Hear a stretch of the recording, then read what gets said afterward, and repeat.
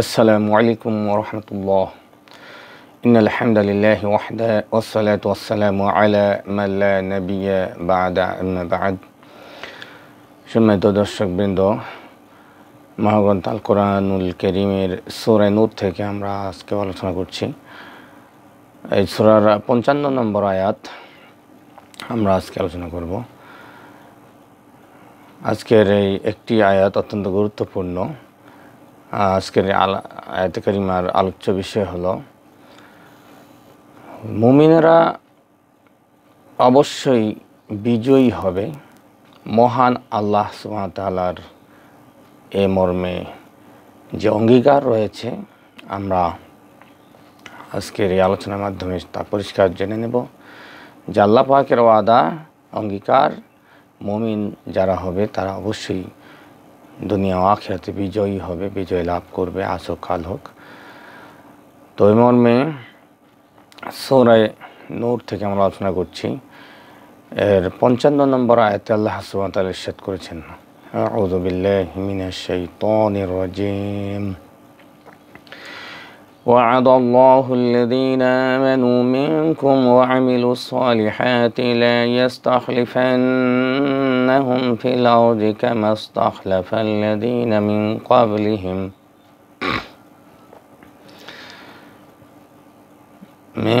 قبلهم وليمكنن لهم دينهم الذي ارتضى لهم وليبدلنهم من بعد خوفهم أمنا يعبدونني لا يشركون بي شيئا ومن كفر بعد ذلك فأولئك هم الفاسقون।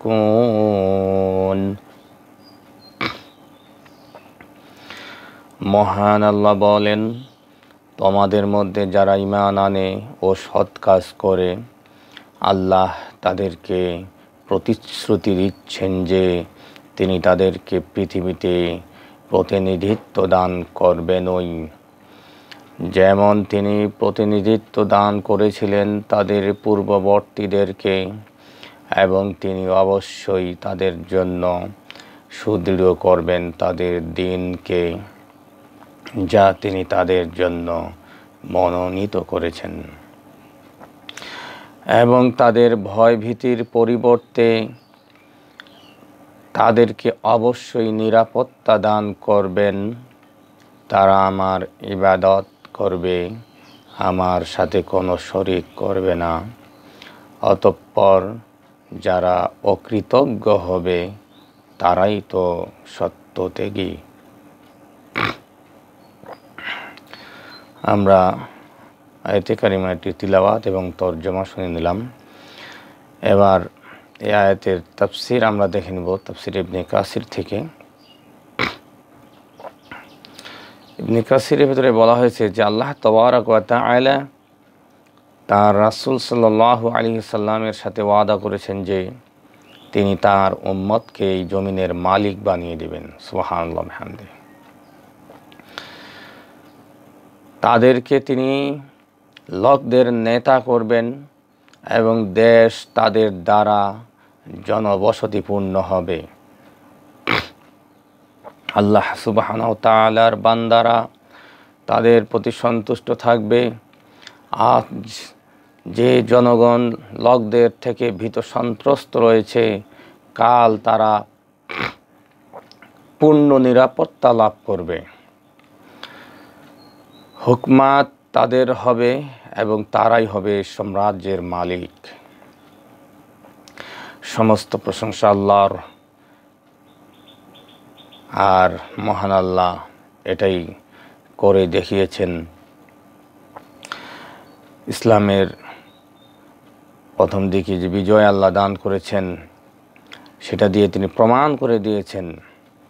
মক্কা, খাইবার, Bahrain, আরব উপদ্বীপ এবং ইয়ামান তো রাসূলুল্লাহ সাল্লাল্লাহু আলাইহি ওয়াসাল্লামের যুগেই বিজিত হয়েছিল।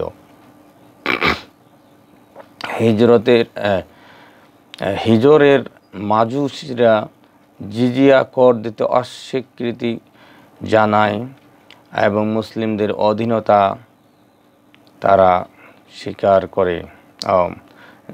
মাজুসি যারা ছিল হিজর এলাকার, তারাও কি করে, তারা জিজিয়া কর দিয়ে মুসলিম নেতৃবৃন্দের কাছে তারা অধীনতা স্বীকার করে, অর্থাৎ পরাধীন হয়ে থাকে। সিরিয়ার কোনো কোনো অংশেরও এই অবস্থা হয়। রোম সম্রাট কায়সার উপহার উপঢৌকন পাঠিয়ে দেন। মিশরের গভর্নরও রাসূলুল্লাহ সাল্লাল্লাহু আলাইহি ওয়াসাল্লামের উপর এর খিদমতে উপঢৌকন পাঠায়। ইস্কান্দারিয়ার বাদশাহ মাকুকিস এবং ওমানের বাদশারাও এটাই করেন এবং এভাবে নিজেদের আনুগত্য প্রমাণ করেন। আবিসিনিয়ার বাদশাহ নাজাসি তিনি মুসলিম হয়ে যান, যিনি আসহামার পরে হাবশের বাদশাহ হয়েছিলেন। রাসূলুল্লাহ সাল্লাল্লাহু আলাইহি ওয়াসাল্লাম যখন ইন্তিকাল করেন এবং আবু বকর রাদিয়াল্লাহু তাআলা আনহু খিলাফতের দায়িত্বভার গ্রহণ করেন, তখন তিনি খালিদ ইবনে ওয়ালিদের নেতৃত্বে এক সেনাবাহিনী পারস্য অভিমুখে প্রেরণ করেন। সেখানে তিনি ক্রমান্বয়ে বিজয় লাভ করতে থাকেন এবং অবাধ্য কাফিরদেরকে হত্যা করে চতুর্দিকে ইসলামের বিজয় নিশান উড্ডয়ন করেন। আবু উবাদা ইবনে জাররাহ রাদিয়াল্লাহু আনহুর অধীনে অন্যান্য সেনাপতি সহ ইসলামের বীর সৈনিকদেরকে সিরিয়ার রাজ্যগুলির দিকে প্রেরণ করেন এবং তারা সেখানে মুহাম্মাদি পতাকা উত্তোলন করেন। আমর ইবনে আসের নেতৃত্বে অন্য আরেক দল সেনাবাহিনী মিশরের দিকে প্রেরিত হয়। বসরা, দামেস্ক, আম্মান প্রভৃতি রাজ্য বিজয়ের পর আবু বকর রাদিয়াল্লাহু আনহু মৃত্যুর ডাকে সাড়া দেন। অর্থাৎ আবু বকর রাদিয়াল্লাহু আনহুর যুগেই অনেকগুলি রাষ্ট্র এবং অঞ্চল মুসলিমদের অধীন হয়ে যায়, অর্থাৎ মুসলিমরা বিজয় লাভ করে দুনিয়ার অনেক অংশ জুড়ে। মৃত্যুর পূর্বে মহান আল্লাহর ইঙ্গিত ক্রমে ওমর রাদিয়াল্লাহু আনহুকে তাঁর স্থলাভিষিক্ত করা হয়। এটা সত্য কথা যে আকাশের নিচে রাসূলুল্লাহ সাল্লাল্লাহু আলাইহি ওয়াসাল্লামের পরে ওমরের যুগের মতো যুগ আর আসেনি। আর স্বভাবগত শক্তি, তার সৎ কাজ, চরিত্র, ন্যায়পরায়ণতা এবং আল্লাহ ভীতির দৃষ্টান্ত দুনিয়ায় তারপরে অনুসন্ধান করা বৃথা কালেক্ষেপণ ছাড়া কিছুই নয়। সমগ্র সিরিয়া ও মিশর এবং পারস্যের অধিকাংশ অঞ্চল তার খিলাফত আমলে বিজিত হয়। পারস্য সম্রাট কিসরার সাম্রাজ্য ছিন্ন ভিন্ন হয়ে যায়। স্বয়ং সম্রাটের মাথা লুকানোর কোনো জায়গা থাকেনি, তাকে লাঞ্ছিত অবস্থায় পালিয়ে বেড়াতে হয়। রোম সম্রাট কায়সারকে সাম্রাজ্যচ্যুত করা হয়। সিরিয়া সাম্রাজ্য তার হাত ছাড়া হয়ে যায় এবং কনস্টান্টিনোপলে পালিয়ে গিয়ে তাকে আত্মগোপনে থাকতে হয়। এই সাম্রাজ্যগুলোর বহু বছরের সঞ্চিত ধন সম্পদ মুসলিম সম্প্রদায়ের হস্তগত হয়, তাদের অধীনে চলে যায়। আল্লাহ সুবহানাহু ওয়া তাআলার সৎ ও মধুর চরিত্রের অধিকারী বান্দাদের মধ্যে এগুলি বন্টন করা হয়। এভাবেই মহান আল্লাহ তার ওয়াদা পূর্ণ করেন, যা তিনি তার প্রিয় বন্ধু মুহাম্মদুর রাসূলুল্লাহ সাল্লাল্লাহু আলাইহি ওয়াসাল্লামের সাথে করেছিলেন।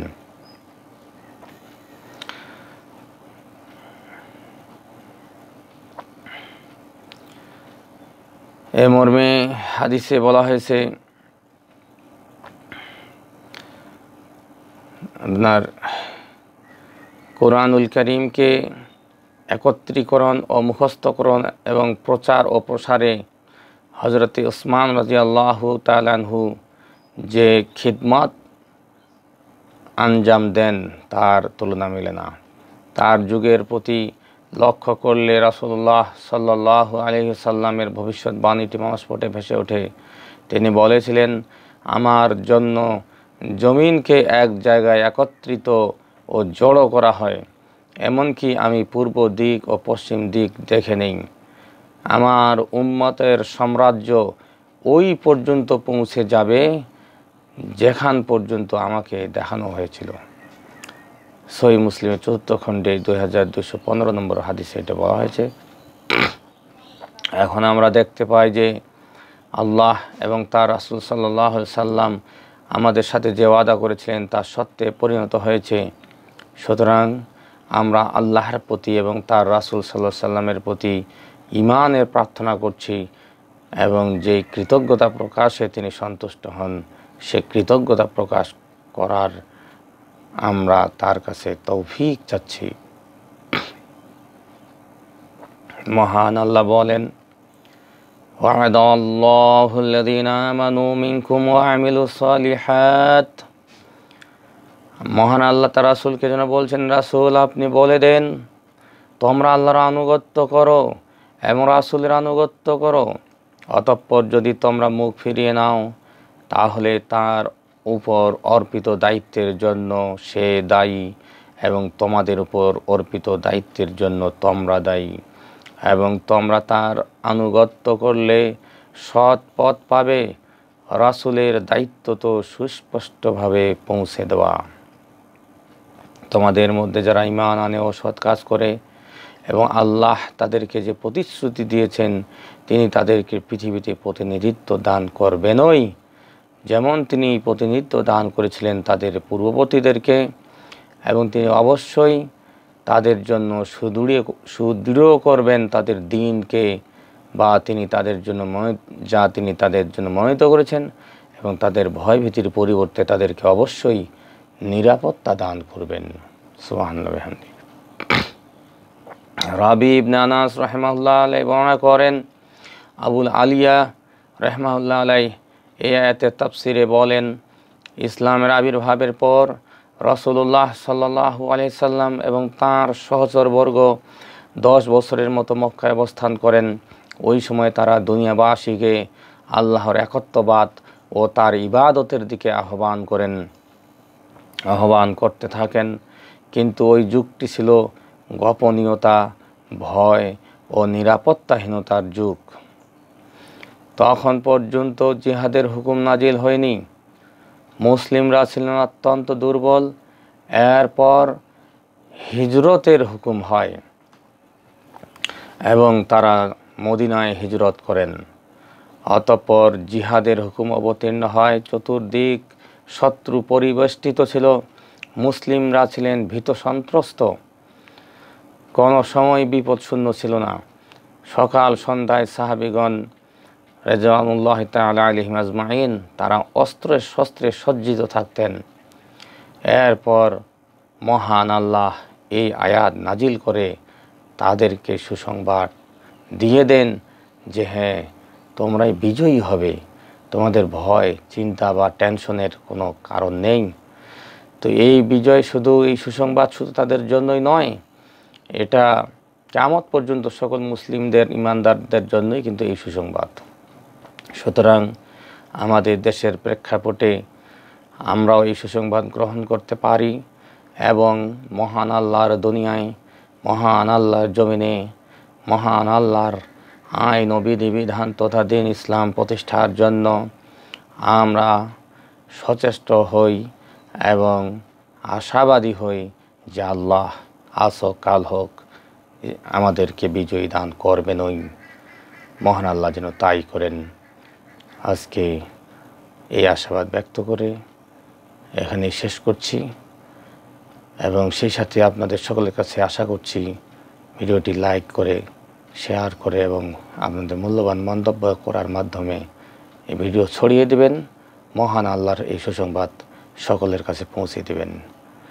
মহান আল্লাহ আমাদের তৌফিক দান করুন। আমিন। আসসালামু আলাইকুম ওয়া রাহমাতুল্লাহি ওয়া বারাকাতুহু।